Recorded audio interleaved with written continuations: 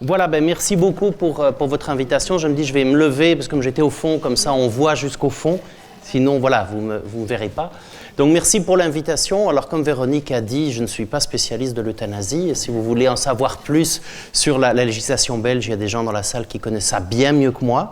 Et ce n'est pas de ça dont je vais vous parler, si ce n'est, voilà, on en parlait indirectement ce midi, voilà, de venir d'un pays où l'euthanasie, en tout cas dans les milieux dans lesquels je suis, devient une possibilité réelle pour les gens. Donc, c'est mon expérience avec l'euthanasie, c'est plutôt celle d'une pratique de gens que je connais autour de moi.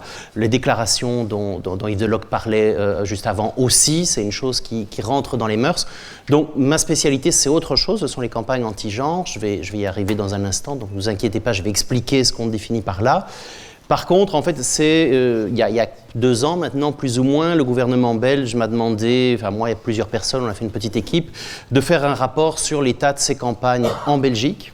Et c'est dans ce cadre-là que la question de l'euthanasie et de l'opposition à l'euthanasie s'est imposée. C'est un petit peu de ça dont je vais vous parler aujourd'hui, que vous retrouvez aussi dans la publication qui est là. Donc le rapport est en ligne sur le site de l'Institut pour l'égalité des femmes et des hommes, mais c'est une version édulcorée, c'est-à-dire qu'on a dû enlever les noms pour des raisons politiques. Et donc ça a mis assez longtemps, on est très content que ça ait été enfin publié, parce que je suis spécialiste des rapports non publiés, faits pour toutes sortes de gens. Donc pour une fois, il est publié. En version expurgée. Par contre, ici, dans la revue, vous avez des noms, vous avez plus de choses que... donc, on a juste fait quelques focus. Il y a un article sur l'euthanasie, il y en a d'autres, mais donc voilà. Alors, pour commencer, je vais commencer avec quelque chose que vous connaissez mieux que moi, puisque plusieurs ici y étaient, pas moi. Pour la petite histoire, j'ai vu ça un petit peu surpris cet été en étant en vacances en France, à travers toute la France, donc en commençant d'ailleurs chez Véronique à Lille, et puis en zappant à l'hôtel sur la chaîne parlementaire, je tombe sur une rediffusion de ces débats, et je me dis, mais enfin, voilà 2 personnes que vous voyez là, Tugdual Alderweireld et Jean-Marie Le Menez, que je connaissais bien d'autres choses et d'autres combats. Et c'est ça qui est intéressant, et je pense que c'est un point de départ, en fait, pour dire que les 2 opposants dans cette audition à l'Assemblée sont des opposants que je connais bien d'autres combats. Donc Jean-Marie Le Menez, beau-fils de Jérôme Lejeune, donc Jérôme Lejeune, à la fois le professeur qui s'est attribué la découverte du gène de la trisomie, attribué puisqu'il ne l'a pas fait tout seul, et deuxième, mais qui est aussi connu surtout comme grand ami de Saint Jean-Paul II, cofondateur de l'Académie pontificale pour la vie, et qui est connu pour son engagement pro-vie et conservateur, en France mais aussi au-delà. La Fondation Lejeune a un siège aux États-Unis, par exemple. Par ailleurs, Tugdual Alderweireld, qui est le porte-parole d'Alliance Vita, organisation fondée à la même époque que la Fondation Lejeune, donc au milieu des années 90, par Christine Boutin, donc la politicienne que vous connaissez mieux que moi. Et donc, ce qui est intéressant, c'est quand on creuse, en fait, qui est derrière, qui sont ces organisations, c'est les mêmes que ceux-ci. C'est-à-dire la Manif pour tous, 2 des grandes chevilles ouvrières de la Manif pour tous, c'est Alliance Vita d'un côté et la Fondation Jérôme Lejeune de l'autre. Et d'ailleurs, si vous allez voir sur le site de la Manif pour tous, qui aujourd'hui s'appelle Syndicat pour la famille, ils ont changé de nom il y a quelque temps, eh bien, vous voyez toutes sortes de visuels. Je vous ai mis 2 visuels différents. Un qui se passe à Lille, donc c'est toute la mobilisation sur l'éducation sexuelle qui est en train de se produire aujourd'hui en France, avec tout ce qu'on a vu la semaine dernière. L'autre chose, c'est qu'ils ont sur leur page Facebook un certain nombre de visuels contre la question de l'euthanasie et contre le débat législatif en cours. Donc on voit les liens entre les différents types d'acteurs et c'est ça, je pense, qui est important comme point de départ. C'est vrai en France et c'est vrai ailleurs. Et c'est un peu à partir de là que je vais partir. Et c'est ce qu'on appelle les campagnes anti-genre. Alors, ce qu'on a appelé les campagnes anti-genre avec plusieurs collègues, là vous avez la traduction française du livre que j'ai co-dirigé sur le sujet il y a déjà quelques années. Vous avez aussi les logos qu'on avait faits dans le livre, donc on s'était amusé à regarder en 2017-2018 les différents logos en voyant qu'il y avait 2 modèles en Europe. Donc vous voyez comment le logo de la Manif pour tous a été reproduit à travers l'Europe, dans plein de pays, avec des changements de langue. Mais en fait, ce qu'on a voulu décrire avec ce terme de campagne anti-genre, c'est un renouveau dans les campagnes conservatrices. Et c'est ça qui est important. Donc on a vu au tournant, ça commence dans les années 90, mais ça se voit vraiment à partir des années 2010. On voit un peu partout, en Europe, en Amérique latine et ailleurs dans le monde, à partir de là, un renouveau de toutes sortes de campagnes de différents acteurs conservateurs qui vise en général, et je reviendrai sur les cibles dans un instant, les droits des femmes, les droits des personnes LGBTI, mais aussi la question de la fin de vie. Et c'est aussi la question qui en général est passée sous silence dans cette littérature-là, qui est passée très rapidement, où je pense qu'il y a un lien qu'il faut creuser et sur lequel il faut insister. Et pourquoi est-ce qu'on les a appelés campagnes anti-genre? Vous vous rappelez peut-être des débats sur la soi-disant théorie du genre, dont on a reparlé la semaine dernière en France. En fait, ces gens expliquent dans un discours qui est un discours inventé par le Vatican, que toutes ces réformes qu'ils n'aiment pas, et donc ça va de l'euthanasie à l'avortement, au mariage entre personnes de même sexe ou à plein d'autres choses, seraient le résultat de transformations idéologiques qu'ils qualifient, pour faire court, de théorie du genre ou idéologie du genre. Et donc quand on a voulu trouver un terme pour désigner ces mobilisations, on les a appelées anti-genre comme terme fourre-tout pour pouvoir désigner de qui il s'agissait. Et voilà, pour vous donner une idée de la ligne du temps, donc je vous ai mis Saint Jean-Paul II là, j'ai une petite collection dans plusieurs de mes perversions de collectionner les photos, les statues quand je visite des églises que je fais souvent de Saint Jean-Paul II. Et donc vous avez là un peu la ligne du temps, elle est fort petite, mais juste retenez, on a des campagnes qui commencent dans les années 90, il y a 2 points de départ importants dans les années 90, donc des grandes conférences de l'ONU, où on a la reconnaissance des droits sexuels et reproductifs comme concept de droits fondamentaux dans le discours onusien et l'adoption du terme genre également par l'ONU.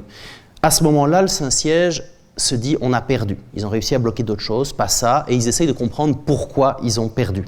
C'est aussi le moment, j'y viendrai dans un instant, où Jean-Paul II publie sa lettre encyclique Evangelium Vitae, donc l'évangile de la vie, qui est central également pour la question de l'euthanasie. Et donc à partir de ce moment-là, on voit un certain nombre de théoriciens catholiques en Europe, en Amérique latine, qui commencent à réfléchir à pourquoi ils ont perdu et à imaginer une stratégie. En France, le représentant de cette stratégie, c'est Tony Anatrella, donc le prêtre psychanalyste qui a disparu de la circulation pour attouchement sexuel. Voilà, donc petit résumé, mais qui devait soigner notamment les prêtres homosexuels de leur tendance. Donc c'est le même personnage qui a disparu, mais qui est un des fondateurs de cette pensée. Il y en a dans plusieurs pays. Et donc on a, au milieu des années 2000, le Vatican a préparé un certain nombre de documents. Donc on a des documents qui sont repris, ils sont repris là, peu importe. Donc la stratégie est prête. Et donc on a un discours. C'est à cause de cette fameuse théorie du genre. Et on a des stratégies qui vont être de prendre les rues, de créer des organisations de la société civile. Donc ce ne sont pas les évêques en général qui vont intervenir sur leur nom propre, ce sont des citoyens, mais qui en fait, quand on creuse, sont reliés à un certain nombre d'organisations catholiques, qui vont se structurer et qui vont essayer de changer le débat public. Et c'est à partir de ce moment-là qu'on voit les manifestations qui se développent, avec une année 2012-2013, qui est une année charnière. C'est notamment l'année de la Manif pour tous en France, mais c'est une année où on voit plein d'événements qui se passent en même temps dans différentes parties du monde. Et à partir de là, ça a été crescendo avec l'arrivée, je ne vais pas rentrer dans les détails, mais l'arrivée de partis politiques et également le fait qu'un certain nombre d'États adoptent des campagnes anti-genre.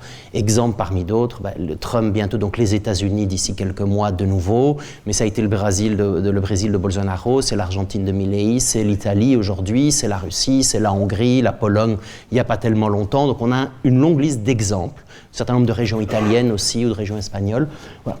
Et donc, ce qui est important de retenir à ce niveau-là, avant de passer au contexte belge, donc les cibles qu'ils attaquent, là je vous ai fait un florilège de visuels créés par l'organisation Citizen Go, qui est une des organisations anti-genre globales. Ils attaquent 6 choses. Les droits sexuels et reproductifs, l'avortement, mais pas uniquement, ça peut être la contraception, ça peut être d'autres choses, les droits LGBTI, ce qui concerne l'enfance, donc éducation sexuelle, éducation au genre, c'est ce qu'on a vu ces derniers temps en France, mais c'est aussi le droit de retirer ses enfants de l'école et de faire l'école à la maison, ça fait aussi partie du même agenda. Tout ce qui en concerne le mot genre, alors c'est violence de genre, c'est études de genre, donc c'est un grand pot dès qu'il y a le mot genre. Ce qui concerne les protections contre les discriminations, les crimes de haine, les discours de haine, etc., au nom de la liberté religieuse et au nom de la liberté d'expression, c'est-à-dire de pouvoir avoir des propos haineux parce qu'on doit pouvoir s'exprimer. Et enfin, et ça c'est souvent oublié, la question de la fin de vie, et donc la question de l'euthanasie. Et alors, ce qui est important, je pourrais parler longtemps de ces mouvements-là, mais ce qui est important de retenir ici aussi, c'est 3 transformations importantes. C'est une professionnalisation de ces organisations, c'est-à-dire on a des organisations aujourd'hui qui sont bien préparées. Par exemple, quand vous avez des juristes, ce sont des très bons juristes qui connaissent leur métier, qui ont les capacités pour travailler, qui savent manier le discours des droits humains en général. Donc ça, il faut faire attention aussi. Deuxième élément, on a une transnationalisation. Ce sont, et je terminerai par ça, des mouvements qui sont connectés entre eux au niveau international et qui sont donc capables à la fois de surveiller ce qui se passe dans d'autres pays, mais aussi qui sont capables d'échanger les bonnes pratiques, les stratégies, ce qui fonctionne bien d'un pays à l'autre. Et ce sont des mouvements qui sont marqués par un renouvellement générationnel important.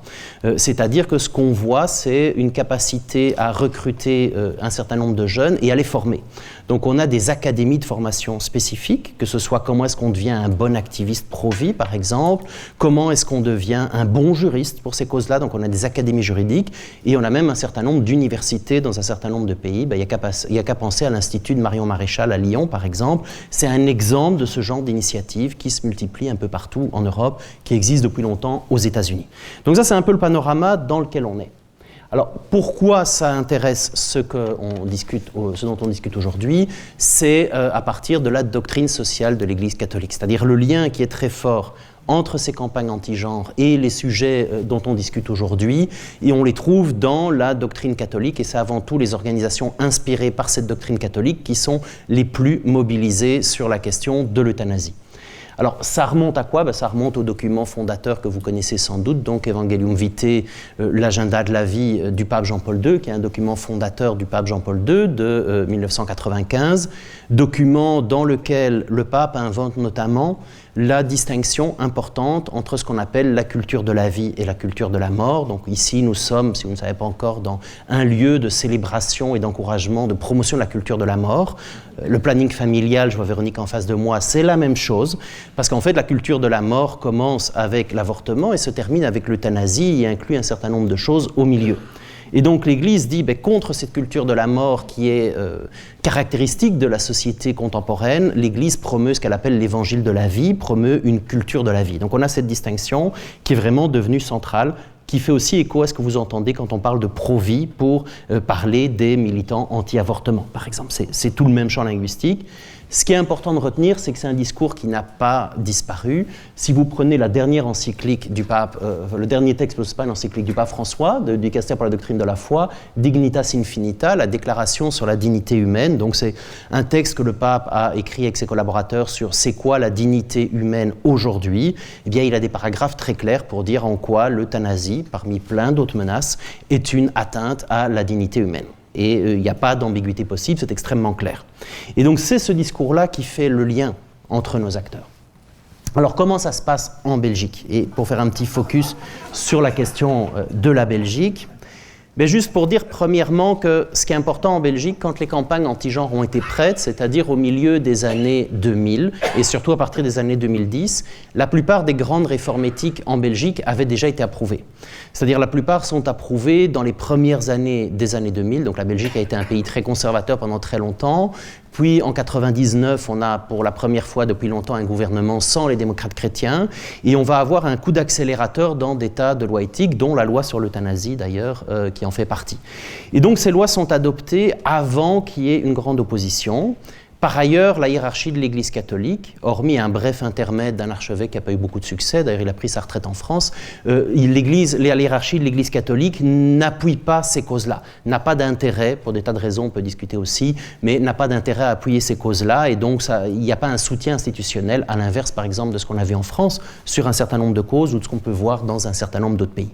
Et donc dans ce contexte-là, dans les milieux catholiques les plus conservateurs, c'est la question de l'euthanasie qui va attirer un certain nombre d'intérêts et d'énergie, parce que c'est une question qui ne disparaît pas de l'agenda. Et elle ne disparaît pas sur deux éléments importants, qui sont l'extension de l'euthanasie aux mineurs, qui va être approuvée plus tard, mais qui donc va occuper le débat public pendant un certain nombre d'années, et c'est la question des souffrances psychiques insupportables, et de comment est-ce qu'on arrive à les définir concrètement dans la pratique médicale.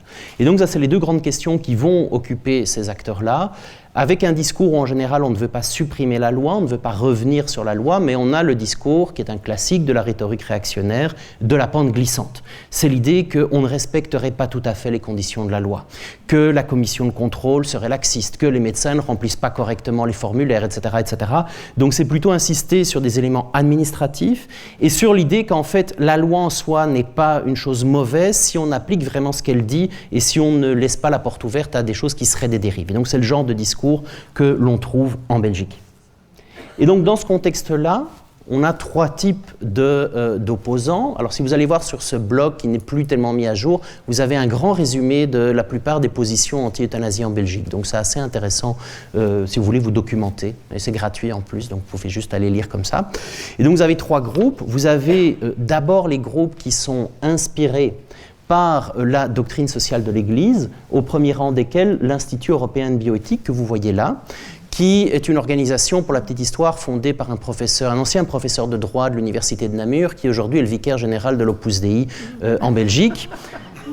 Et quand on creuse Alliance Vita et la Fondation Le Jeune, en général, on trouve le nom de l'Opus Dei assez rapidement derrière quand on commence à creuser. Alors, ce qui est intéressant, c'est que cette organisation joue, comme la plupart des acteurs d'ailleurs, sur le registre de l'expertise. C'est-à-dire ce qu'ils font, si vous allez sur le site de cet Institut européen de bioéthique, déjà le nom fait très sérieux, pas très européen, il est très belge surtout, belge francophone. En fait, ils font une veille d'informations, ils produisent des informations et des rapports sur des sujets éthiques, dont la question de la fin de vie, mais ce n'est pas la seule. Ils font des conférences, vous voyez là, 2 affiches, éclairage sur la fin de vie, et puis bioéthique et droits fondamentaux, ce sont des affiches de ce qu'ils font. Et ils jouent sur une temporalité longue, c'est-à-dire comme la loi est votée, le but n'est pas de revenir sur la loi comme ça, mais c'est de saper sa légitimité, c'est-à-dire de dire ce que je vous disais avant sur les dérives, d'attaquer sur un plus long terme, de commencer à semer le doute sur ce qui se passe. Donc ça, c'est le premier groupe d'acteurs. Deuxième groupe d'acteurs, et vous avez une petite image là, on a des personnalités de droite, en général de la droite, même si je ne les mettrais pas à l'extrême droite, connues pour des mobilisations aussi anti-genre, connues sur d'autres choses, qui se mobilisent aussi sur cette question-là. Exemple parmi d'autres, ici vous avez Aymeric de la Motte. Aymeric de la Motte est un avocat bruxellois qui est aussi celui qui défend le Café Laïque, organisation franco-belge, vous avez peut-être entendu parler, surtout connu pour son hostilité à l'islam. Vous avez aussi, c'est aussi lui qui défend les collectifs qui se sont mobilisés contre notre dispositif d'éducation sexuelle, les VRAS. Et c'est aussi celui qui a lancé le collectif Pro Justicia qui est financé par Sterrin. Si vous avez entendu parler du plan Sterrin, en fait, il est financé par la même chose selon ce qui a été établi par les journalistes de l'Humanité. Donc c'est ce type de personnage. Et alors le troisième élément qui est assez intéressant, là vous avez des livres, pas que de ces acteurs-là, donc à gauche vous avez 2 livres d'Étienne Montero qui est le fondateur de l'Institut européen de bioéthique, vous avez un livre de Drieu Godfriedi qui est une autre personnalité de cette droite de la droite, mais alors à droite, vous avez des livres, surtout produits en Flandre, et surtout produits par des médecins, des éthiciens, des philosophes liés à l'Université catholique de Louvain flamande, qui est plus conservatrice que son homologue francophone. Et donc, en fait, là, ce sont des mobilisations d'experts. Ce sont des médecins, des éthiciens, des philosophes, souvent liés à l'Église catholique. Il y en a un, le livre en néerlandais que vous voyez au milieu avec un portrait d'une famille, c'est quelqu'un qui siège aujourd'hui dans certains des dicastères du Vatican. Donc ce sont des gens qui, au nom de leur pratique médicale, prennent la parole pour dénoncer les dérives de la loi. Notamment, une des choses qui les intéresse beaucoup, c'est la pression que subiraient les médecins pour pratiquer des euthanasies. C'est-à-dire que les médecins ne pourraient pas résister à la pression des familles, de l'entourage, et donc c'est d'écouter la détresse des médecins. Et c'est vraiment un discours qui est récurrent. L'autre chose, c'est toutes les dérives dont je vous parlais avant.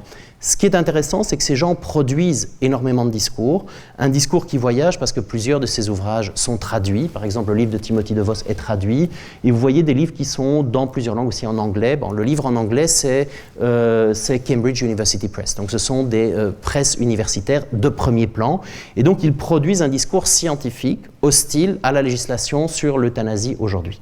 Et donc ça, je pense que c'est probablement le groupe à surveiller le plus important dans cette production d'expertise. Alors, en passant, je vous signale qu'il y a des dissidences dans le monde catholique en Belgique. Donc, ce qui est important, c'est pas nouveau. Donc, on a une division en piliers en Belgique, en monde social. Et donc, ce qu'on appellerait le pilier catholique, le monde catholique a connu des dissensions publiques importantes sur la question de l'euthanasie. Vous avez Gabriel Ringlet, que vous connaissez sans doute, donc prêtre, ancien vice-recteur de l'Université catholique de Louvain. Et puis, en Flandre, vous avez eu plusieurs affaires En 2017, les Frères de la Charité, donc ordre catholique mais flamand surtout, ont annoncé qu'ils étaient prêts à pratiquer l'euthanasie sous condition dans un certain nombre d'institutions sous leur direction. Ça a provoqué un conflit avec Rome, leur exclusion partielle de l'Église, donc c'était un conflit assez violent, je passe les détails, ça a défrayé la chronique. Exemple plus récent, et là vous voyez une caricature australienne qui en parle, et c'est important de voir comment ça voyage, c'est dans une réflexion sur les soins de santé, le patron des mutualités chrétiennes, et donc sur la question de la finançabilité des soins de santé et du vieillissement de la population, a ouvert la porte dans un entretien à la possibilité de reconnaître l'euthanasie, de donner le droit à l'euthanasie aux personnes qui seraient fatiguées de vivre, qui en auraient marre de vivre et de viser plutôt que la longueur des années, la qualité de la vie. Ça a provoqué un scandale en Belgique et à l'étranger. Ce qui est intéressant, c'est que ça vient du patron des mutualités chrétiennes qui n'ont plus de lien direct avec l'Église, mais sont une des organisations centrales du monde catholique en Belgique. Et alors le dernier élément important, c'est que la Belgique, et ça on l'a vu ici aussi déjà aujourd'hui je pense, c'est un pays qui intéresse énormément les autres pays, parce que c'est un pays qui a été pionnier au niveau législatif. Et donc ce qu'on voit, c'est si comme moi vous lisez régulièrement les newsletters de ce monde anti-genre international, comme ce truc australien que je vous montrais, eh bien on parle de la Belgique, quand on parle de la Belgique, c'est sur l'euthanasie. On parle de la Belgique sur à peu près rien d'autre, ça ne les intéresse pas, sauf sur ce point-là. Et ce qui est intéressant, c'est à la fois de mieux comprendre ce qui s'est passé en Belgique, ce qu'on a fait aussi tout à l'heure, mais en même temps de voir comment enrayer et stopper et d'éviter que ce qui s'est passé en Belgique ne se passe ailleurs. Et donc ce qu'on voit, c'est des traductions, c'est des invitations à l'étranger. Donc deux exemples, eh bien, à la Marche pour la vie 2023, Timothy DeVos, dont vous avez vu un livre juste avant, était invité à prendre la parole à Paris. Ici, vous voyez un autre exemple, donc ERC, c'est un des groupes d'extrême droite au Parlement européen, qui a organisé un symposium il n'y a pas tellement longtemps sur l'euthanasie et le suicide assisté. Et il y avait un Belge qui était invité de l'Institut européen de bioéthique pour parler de la législation belge. Et l'autre chose qui est plus intéressante et qui est intéressante à regarder, c'est une mobilisation d'acteurs internationaux. Ce que je ne vous ai pas encore dit, c'est qu'on voit des affaires judiciaires qui se développent et qui ont tous les aspects d'être des campagnes de ce qu'on appellerait en anglais strategic litigation, c'est-à-dire de construire des cas juridiques pour attaquer la législation, c'est-à-dire de prendre des cas exemplaires. Et on a eu deux grandes affaires. L'affaire en Flandre, Tinnes, et chaque fois c'est sur les souffrances psychiques insupportables qu'on attaque. C'est ça aussi qui est intéressant. Et donc cette première affaire, l'avocat, c'est un avocat belge, de ce qu'on sait, c'est le même avocat qui a défendu un des anciens cardinaux de Belgique dans des affaires d'attaque contre l'Église, notamment sur la pédophilie.